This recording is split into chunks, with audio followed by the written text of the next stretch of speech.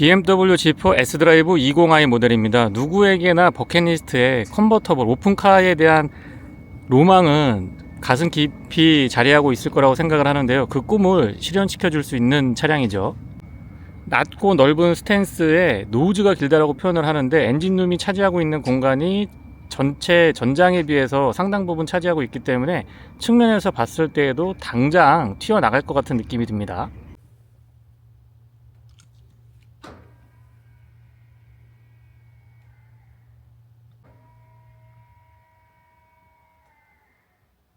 앰비언트 라이트는 크러쉬 패드 중앙, 센터 터널, 그리고 앞 도어 쪽에 포인트마다 잘 자리하고 있습니다. BMW LED 라이트는 광원의 폭과 직진성 모두 다 좋은 편이고요. 상향과 하향의 변동폭도 매우 큰 편입니다. 특히나 광원의 폭 그리고 직진성, 거기에다가 초점까지 아주 정확하죠.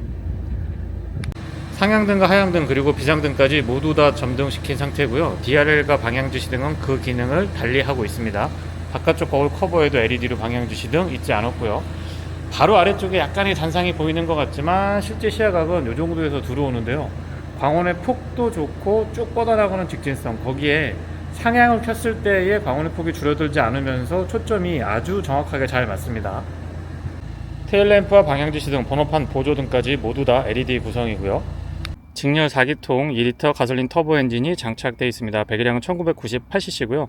최고 출력은 197마력, 토크는 32.6kg/S입니다. 후륜구동에 8단 자동 미션이 매칭을 이루고 있죠.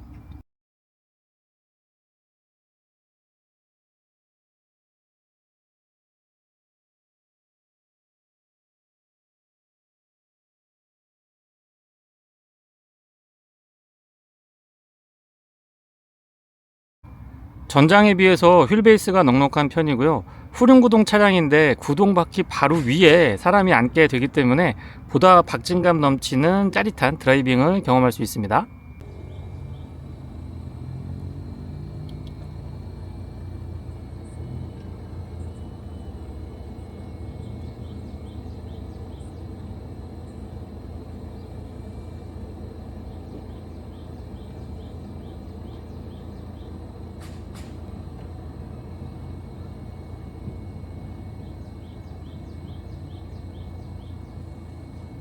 휠은 19인치고요. 앞뒤 타이어 사이즈가 다르죠. 앞쪽은 255, 3호, 19고 뒤쪽은 275, 3호, 19입니다.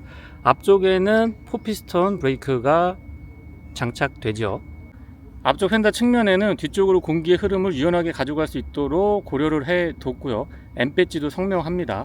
사이드 스커트는 별도의 기교를 부리기보다는 기본기에 충실하고요. 하드탑보다는 저는 이런 차량은 소프트탑이 훨씬 더 보기에 예쁘고 잘 어울리지 않나 싶은 생각이 듭니다. 뒤쪽에 왔을 때에도 여전히 낮고 넓은 자세를 가지고 있기 때문에 스포츠 쿠페, 스포츠 컨버터블의 전형이라고 할 수 있는 비율을 잘 보여주고 있습니다. 테일라이트는 수평을 강조하고 있어서 훨씬 더 안정감 있어 보이고요. 뒤쪽에 봉긋하게 솟아있는 부분 덕분에 별도의 스포일러를 덧대지 않아도 다운포스 같은 것들 걱정 안 해도 될 것 같습니다. G4 엠블럼 선명하고요. S드라이브 20i 엠블럼도 추가되어 있습니다. 트렁크는 살짝 누르면, 트렁크는 엠블럼 아래쪽을 살짝 눌러서 들어 올리는 방식이고요. 전동은 아닙니다. 트렁크 공간이 아마 280리터 정도로 제가 기억하고 있는데, 컨셉이나 차량 크기를 감안해보면 스포츠 쿠페에서 이 정도면 저는 나쁘지 않다라고 봅니다. 측면에 이렇게 깊이 있게 공간도 추가적으로 확보해 놨고요. 그물 안쪽을 여러가지 차량 관리 용품들을 보관하는 용도로 사용하시면 흔들림도 방지할 수가 있죠. 보다 더 넓으면 좋을 것 같긴 합니다만은, 다시 한번 말씀드리지만 차량 컨셉에는 이 정도면은 나쁘지 않을 것 같아요. 또 이 좁은 공간을 효율적으로 쓰기 위해서 이 위쪽에 보시면 비상 삼각대도 꼼꼼하게 잘 배치시켜 놨고요. 양쪽으로 수동 손잡이 잘 만들어 뒀습니다. 주유구 커버는 푸시 타입이고요. 안쪽에 캡은 많이 돌리지 않아도 되기 때문에 사용이 편리하죠. 스마트 키는 최근 BMW의 다른 차량들과 같은 형태를 띠고 있고요. 측면에 M 색띠는 선명하죠. 탑을 오픈했을 때 너무 예쁜 것 같습니다. 보통은 탑을 오픈했을 때는 괜찮고 탑을 닫았을 때는 약간 어벙벙해 보이는 일부 컨버터블도 있는데, BMW G4 S드라이브 20i 같은 경우는 그런 것들도 없고요.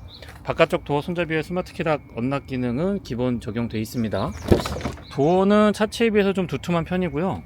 여닫았을 때의 느낌은 꽉 잡아주는 느낌이 들고 텅텅거리면서 좀 비어 보이고 불안감을 주는 그런 느낌은 아닙니다. 실내는 밝은 톤의 시트를 채택을 해주고 있는데 글쎄요, 보기에는 너무너무 좋은데 유지 관리하는 측면에서는 부담이 안 될 수는 없을 것 같습니다. 도어 디자인 깔끔하고요. 프레임리스 타입이라서 시원시원한 개방감이 좋습니다. 이중접합 차음 유리는 아니고 일반 유리고, 안쪽에 손잡이는 BMW 다른 차량들과 같은 형태고요. 뒤쪽에 락 언락 기능, 앞쪽에 시트 메모리 2개까지 가능합니다. 윈도우 컨트롤 올 오토 타입이고요. 맵포켓은 그렇게 넓은 공간은 아니죠. 플레이트 상단에 알루미늄 덧대져 있고 M 로고 선명합니다. 시트는 날개 부분이 조금 많이 나와 있기 때문에 몸을 잘 잡아주고요. 지금 화면에 보시는 것처럼 밝은 시트는 이렇게 오염에 취약할 수밖에 없습니다. 수동이지만 안장 길이 조절 가능하고 럼버 서포트도 4A 타입으로 전동 지원을 해주고 있습니다. 뒤쪽에도 약간의 공간이 있거든요. 그래서 이 공간에도 짐 같은 거 조금 보관이 가능하고요. 그리고 이거 레버 잡아당기면 뒤쪽으로 연결될 수 있도록 돼 있어서 공간이 작지만 긴 짐 같은 것들은 조금 싣고 나를 수 있도록 그런 배려도 돋보이는 것 같습니다. 센터 터널은 약간 높은 편에 속하고요. 안쪽에 카펫 같은 것들은 마감 꼼꼼합니다. 페달은 오르간 타입의 금속하고 고무가 혼합되어 있어서 스포티한 느낌이 들고요. 풋레스트 각도나 소재 그리고 길이 같은 것들 아주 좋습니다. 레버 잡아당기면 본닛 오픈할 수가 있고요. 히든 공간인데 여기에도 또 뭐 여러가지 수납을 보관하시면 아주 유용하죠. 틸팅 앤 텔레스코픽은 4way 수동이고요. 조명에 관련된 스위치는 지금 버튼 타입으로 구성이 되어 있습니다. 스티어링 휠은 3스포크 타입의 스포티한 느낌 잘 가져가고 있고요. 에어백 부분이 지금 가죽으로 감싸져 있기 때문에 이 부분은 개인적으로 저는 되게 고급스럽고 좋더라고요. M 로고도 선명합니다. 시동은 버튼 타입이고요. 2리터 4기통 가솔린 터보 엔진은 초기 시동 시에 조금 그릉그릉한 느낌이 듭니다. 방향지시 소리도 들려드려 보고요. 맵인 클러스터도 포함이 되어 있어서 클러스터 안쪽에 맵을 볼 수가 있고요. 그리고 이 여러가지 컨텐츠들을 조금 깔끔하게 정리해서 보여주기 때문에 그런 부분들은 BMW가 잘 해주고 있는 것 같습니다. 보기에 불편함이 없죠. 스티어링인 좌측에는 크루즈 컨트롤에 관련된 기능들, 우측에는 좀 전에 보여드렸던 클러스터 안쪽의 내용 변경, 그리고 인포테인먼트에 관련된 기능들 깔끔하게 정리되어 있고요. 패드 시프트 위치라든가 소재 같은 것들 좋습니다. 스티어링 휠에 열선도 있지 않았죠. 엠패지는 볼 때마다 탐나는 것 같습니다. 메인 디스플레이는 조금 작은 듯 싶지만 기능 면에서 부족함은 없고요. 아쉬운 점이 있다면 어라운드 뷰가 빠져 있죠. 지금 저는 후방 카메라만 클래식한 형태로 되어 있어서 이런 부분들은 개선의 여지가 있지 않나 싶습니다. 제가 너무 많은 걸 바라는 것 같기도 하고요. 기본적인 이 메뉴 구성은 사용하기 편리하게 BMW가 되게 잘 정리를 해 놨거든요. 복잡한 기능인데 이렇게 하나하나 타고 들어가면은 누구라도 손쉽게 접근할 수 있어서 이런 부분들은 참 잘, 인터페이스 측면에서 참 잘 해주고 있는 것 같습니다. 맵은 아직도 이 인터페이스 개선 여지가 있긴 합니다만은 예전에 비하면 티팩이나 길찾기 기능이 많이 좋아졌기 때문에 크게 불편하지는 않았고요. 비상등 스위치는 가운데 위치하고 있습니다. 공조장치 컨트롤은 이렇게 이 버튼 형태로 되어 있으면서 물리키 많이 나와 있어서 좋고요. 사용을 하면서 직관적으로 온도라든가 포지션, 바람의 세기 같은 거 확인할 수 있기 때문에 사용이 편리한 장점이 있습니다. 시트는 열선만 있고요. 3단으로 조절 가능합니다. 아래쪽에 볼륨은 이 돌려서 다이얼 방식 전통적인 방식을 채택해주고 있고, 라디오에 이 8개 메모리 할 수 있는 거, 그 다음에 다른 기능을 이 메모리 키에 부여해가지고 조금 더 편리하게 쓸 수가 있죠. 커버는 이렇게 수동으로 되고, 여기도 G4의 레터링은 선명합니다. 이런 재질 되게 좋죠. 스마트폰 무선 충전 가능하고요. 12V 파워 아울렛 USB-A 타입으로 단자 준비해 놨습니다. 기어 노브는 조금 작은 듯 싶지만 손에 잘 들어오고요. 위에 이 봉 부분이 커가지고 조작감 같은 거 되게 좋습니다. 이렇게 옆을 눌러서 위아래로 올리고, P는 뒤쪽에서 버튼을 눌러주면 되고요. 시동 버튼 위아래로 이 다양한 기능들이 잘 정리가 되어 있는데요. 자세 대여 장치라든가 그런 것들 위쪽에 있고, 아래쪽에는 이 드라이브 모드 변경하는 부분들, 스포츠 컴포트, 에코 프로 이렇게 되어 있습니다. 오토 홀드랑 전자식 파킹 브레이크 뒤에 이어서 자리 잘 잡고 있고요. 아이드라이브는 뭐 세대를 거듭할수록 너무 사용하기 편리하게 잘 짜임새 있게 구성이 되어 있어서 이 부분은 BMW의 가장 대표적인 장점이 아닌가 싶은 생각을 하고 있고요. 탑을 오프라는 버튼은 여기에서 이렇게 잡아당기거나 누르는 형태인데요. 이렇게 누르면 닫히고요. 들어 올리면 탑이 이렇게 열립니다. 실내에서만 보여드려 볼게요. 생각보다 오래 안 걸리죠? 이렇게 열리고 닫는 것도 바로 한 5초에서 7초 사이 정도면은 닫을 때랑 열릴 때 이렇게 가능한 것 같습니다. 빠릿빠릿하죠. 그리고 처음에 차를 탔을 때 컵홀더가 없어서 조금 당황했는데요. 컵홀더는 이 암레스트를 열게 되면 이 안쪽에 위치하고 있습니다. 썩 좋은 아이디어는 아닌 것 같습니다. 개인적으로는 사용하기에 조금 불편했고요. 안쪽의 공간도 그렇게 넓은 편은 아니죠. 그리고 컵홀더를 사용할 때는 이거를 반쪽만 이렇게 열어가지고 사용할 수 있기는 합니다. 조속 수납은 잡아당기는 방식, 안쪽의 공간은 깔끔하게 카펫 같은 재질로 처리는 좋은데 공간이 넓진 않습니다. 선바이저는 얇고 작죠. 그래도 이렇게 거울 같은 것도 꼼꼼하고 LED 조명은 거울 커버랑 연동시켜 놨습니다. 센스 좋고요. 실내 거울은 테두리 부분이 투명하진 않은데 얇기 때문에 조금 더 시원시원한 느낌이 들고요. 사실 시야가 좋은 차는 아닌데 이 정도면은 제한된 범위에서 답답하지 않게 잘 보여주고 있는 것 같습니다. 그리고 HUD는 BMW가 워낙에 잘해주고 있는 부분이죠. 크기라든가 폰트, 다양한 정보들 잘 연동시켜서 보기에 좋았고요.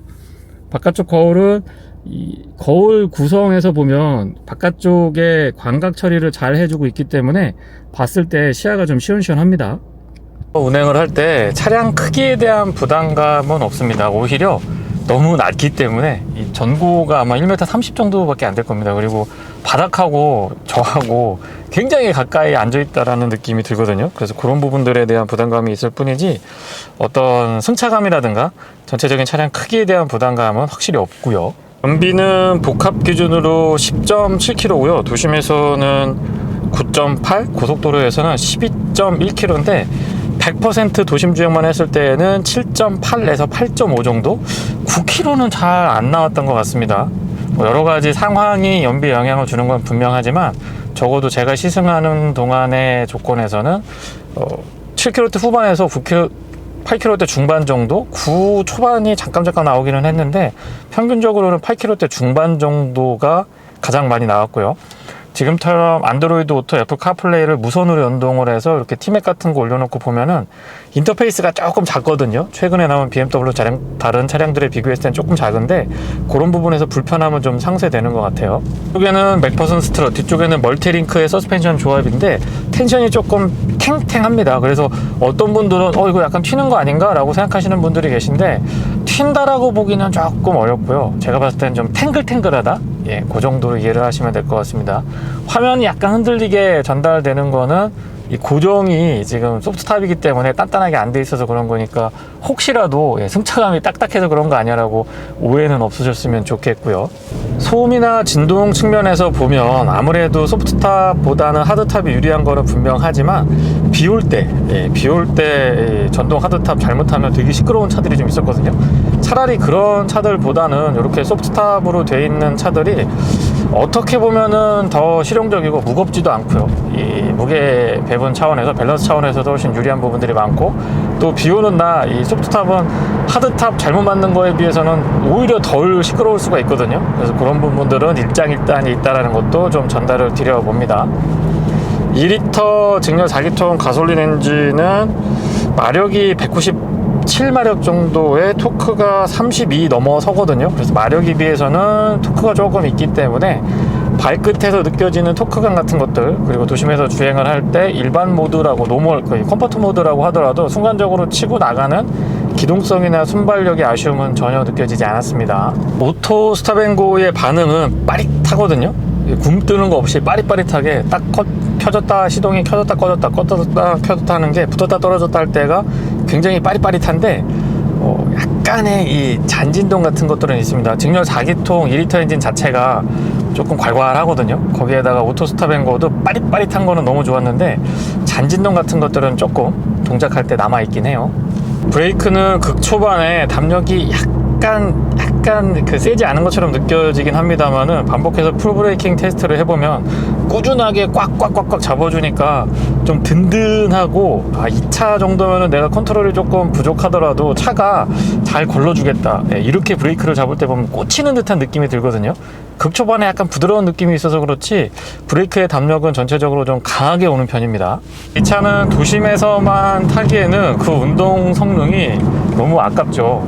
그리고 고속도로에서 이 크루징을 하는, 고속 크루징을 하는 용도보다는 국도에서 와인딩 같은 거 하시면은 정말 좋습니다. 특히 코너링에서 어떻게 이렇게 돌아나갈 수가 있나 싶을 정도로, X 드라이브라서 앞뒤 모두 그립을 갖고 있는 차도 아니고 S 드라이브라서 후륜이거든요. 그래서 후륜 구동 특유의 그 스티어 성향은 있긴 합니다만은 제가 뭔가 운전을 막 잘하고 있는 듯한 느낌을 갖게 해주거든요. 그 부분이 저는 굉장히 좀 마음에 들었던 것 같고요. 디퍼런셜 같은 경우도 이 후륜의 컨트롤을 4륜 구동이 아니고 후륜이긴 합니다만은 이 토크 조절을 아주 절묘하게 해주니까, 저같이 운전이 그렇게 막 그 스킬이 높은 사람이 아닌 일반인이 운행을 하더라도 한계치까지 몰아붙여 봤을 때에 좀 불안하거나 불편한 느낌 같은 것들은 크게 다가오지 않았습니다. 코너에서 나도 모르게 자꾸 이 감속을 해야 되는데 가속을 하고 있는 본인을 발견하게 되고요. 급격하게 차선 변경 같은 거 해봐도 이 출렁하는 게 없이 그냥 이렇게 슥슥슥 좌우로 왔다 갔다 하는 그런 느낌을 전해주죠. 터널 안에서 이 소음이랑 진동 부분 들어보면은 잔진동 같은 것들은 억제가 잘 돼 있는 편이고, 소프트 탑이긴 합니다만은 공명음이나 풍절음도 그렇게까지 거슬리는 거는 아니고요. 만약에 이중접합 차음 유리에다가 실링도 조금 더 신경을 쓰고 하드톱이었으면 조금 더 조용했을 것 같긴 합니다만은 뭐 이 정도면은 옆 사람하고의 대화하는데 불편을 느낄 정도는 아닙니다. 시속 100km는 수동 8단으로 고정을 했을 때 1500rpm 정도에서 구현이 되는데요. 비교적 낮은 rpm에서 기준 속도로 구현을 해주고 있기 때문에 그런 부분에서의 만족도도 좋고요. 스포츠 모드로 전환을 했을 때의 순간적인 반응, 그리고 킥다운을 했을 때 치고 나가는 이런 느낌 같은 것들도 역시 BMW답다라는 생각이 듭니다. 특히 이 앞쪽에서 들리는 엔진음도 굉장히 매력적이고요. 뒤쪽에서 낮게 깔리는 중저음의 배기음도 아무래도 차가 좀 짧다 보니까 그런 부분이, 특히 후륜에서 구동하고 있는 바퀴도 가깝고 배기를 담당하고 있는 부분도 가깝다 보니까 이런 부분에서 전에 없던 느낌이 좀 드는 것 같기도 합니다. 배기가 강조되는 것 같기도 해요. 모드는 스포츠, 컴포트, 에코 프로 이렇게 세 가지 구분이 되어 있는데 모드 간의 편차가 극명하고요. 운전의 재미를 좀 중요시 하시는 분들한테는 매우 만족스러운 모드 간의 편차가 되지 않을까 싶습니다. 재밌죠? 고속도로에에서 공인연비는 12.1km인데요 80에서 100 정도 좀 탄력적으로 에코 프로 모드 놓고 주행을 해보면 13km대 중반에서 14km대 초반 정도는 어렵지 않게 확인할 수가 있었고요. 정말 신경을 많이 썼을 때는 15km대 중반까지도 올라가긴 했습니다. 스펜션은 이 고속 주행을 해보면 약간 좀 단단한 느낌이 들긴 하는데 튀는 정도는 아니고요. 휠타이어 스펙을 생각했을 때 이 정도의 승차가 아니면 충분히 납득할 수 있는, 수용할 수 있을 정도가 되는 것 같습니다. 저는 철저하게 일반인 기준에서 지금 말씀을 드리고 있고요. 이 차는 아무래도 매니아적인 성격을 가지신 분들이 선택을 많이 하시고 오픈 탑이 되니까, 탑이 오픈 드라이빙을, 에어링을 즐길 수 있기 때문에 그런 부분에서 조금 여러 가지 고려 안 하시고 사시는 분들이 있는데, 승차감 부분은 한번 꼭 시승을 해보시고 본인이 결정을 하셔야 되지 않을까 싶은데요. 어댑티브 크루즈 컨트롤이 아니다 보니까 이렇게 정체가 시작되면 조금 부담이 되기는 했습니다.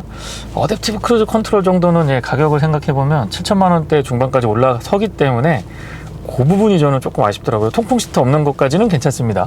딱 붙어서 주행을 하니까 고속주행 안정감도, 이 낮은 차고에서 오는 이 안정감은 일반적인 세단, 특히 SUV하고는 비교 자체가 어렵고요. 일반적인 세단하고 비교했을 때도 전에 느끼지 못했던 이 착 달라붙어서 돌아나가고 고속으로 쭉쭉 달라나가는 이런 느낌들이 너무 재밌습니다. 그리고 아시겠지만 이 차는 시속 50km 언더에서는 차가 이동을 하면서도 지금처럼 이렇게 탑을 오픈할 수가 있는데요. 짧은 시간 안에 탑이 오픈이 되기 때문에 어느 정도 주행을 하면서도 이렇게 탑을 열고 닫을 수가 있어서 막 열고 다 가다가 비 오면 어떡하냐고 하시는 분들 계시거든요. 그래서 비 올 때는 속도를 조금 늦추신 다음에 제가 지금 오픈한 것처럼 탑을 오픈하면 되기 때문에 걱정 안 하셔도 됩니다. 물론 이제 탑을 오픈하고 다니면 아직까지 국내에서는 이 주변에서 좀 쳐다보거든요. 그래서 쳐다보면 저는 쳐다볼 때도 민망하지만 아마 보시는 분들도 뭔가 멋있는 차에서 멋있는 사람이 내리길 원하는데 저 같은 사람이 내리면 서로 실망스럽기 때문에 그런 부분에서의 자신감이 어느 정도 있으신 분이 이 차를 선택하시면 더 좋지 않을까 싶은 생각이 듭니다. 저는 되게 부담스럽더라고요, 그런 시선들이. 지금 소리가 타 오픈 상태로 그대로 전해드리고 있는데 어느 정도까지 어떻게 들리실지 모르겠는데 이 정도면은 뭐 주행할 때 크게 그렇게 거슬리진 않는 것 같아요. 오픈 에어링을 즐기기에는 딱 이 정도가 좋은 것 같습니다. 너무 이 햇빛이 강한 날에는 공기가 맑고 분위기 좋은 것도 좋지만 햇빛이 너무 뜨거워서 막 정수리가 타들어가는 것 같거든요. 그래서 그럴 때는 조금 부담스럽고 이렇게 해질녘이나 아니면은 날씨가 조금 너무 해가 뜨겁지 않을 때 기온이 좀 선선할 때 이렇게 달리면은 참 좋습니다. 이런 맛에 이 버킷리스트에 오픈 에어링이 가능한 커뮤터블 차량들은 한 대씩 갖고 있는 게 아닌가 싶어요. 이 탑을 오픈하고 다닐 때 또 조금 안 좋은 점이 매연하고 옆에서 이 담배 피고 이러면 그 냄새가 다 들어오거든요. 그래서 도심에서는 그렇게까지 권장드리고 싶지 않고요. 그리고 지금처럼 저는 측면 유리를 지금 올리고 있는 상태인데 만약에 여기서 측면 유리를 내리게 되면은 그때부터는 옆 사람하고 대화하는 게 조금 어려울 정도로 왁왁왁왁 거리면서 바람 소리도 좀 많이 나고 그럽니다. 하지만 이 루프가 완전히 없는 상태에서 탁 트인 상태에서 달리는 이 느낌은 이거는 꼭 한번 여러분들도 경험을 해보셨으면 좋겠습니다. 시승만 해도 충분히 만족하거든요, 저 같은 경우는.